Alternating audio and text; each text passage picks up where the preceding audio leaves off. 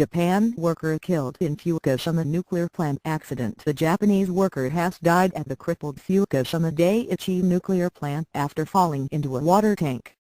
He is the second person to have died at the plant that was devastated by the 2011 earthquake and tsunami. Waves from the tsunami swamped the plant's cooling systems and caused 3 reactors to melt down.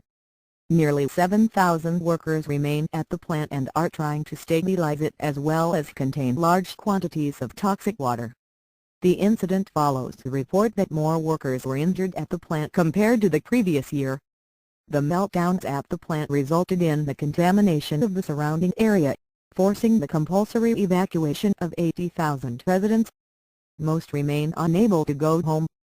The plant subsequently saw a series of toxic water leaks. Huge volumes of water are being pumped into cool nuclear reactors, creating contaminated water that must be stored securely in tanks for processing.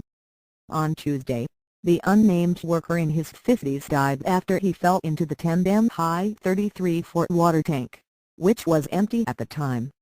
He had been inspecting the container with 2 other workers at the top. He was wearing a harness, but the hook was found tucked inside the harness. This means the harness was not being used. "We are investigating whether safety measures were appropriately observed," a spokesman from Tokyo Electric Power Company TEPCO was quoted as saying by AFP news agency.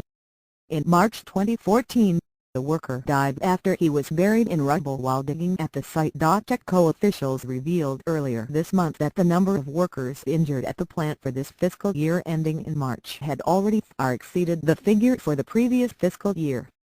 They said it was mainly due to the increase of workers at the plant, as well as poor on-site coordination and management by the partner company, according to the report by Jiji Press.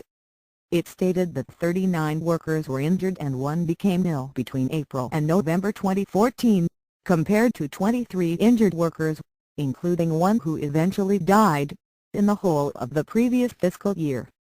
The number of workers has nearly doubled since the last fiscal year. Most workers are contract laborers. TEPCO has since been hit by accusations of low pay and for allowing unskilled workers to be hired, and the company is being sued by a group of current and former employees for unpaid hazard wages.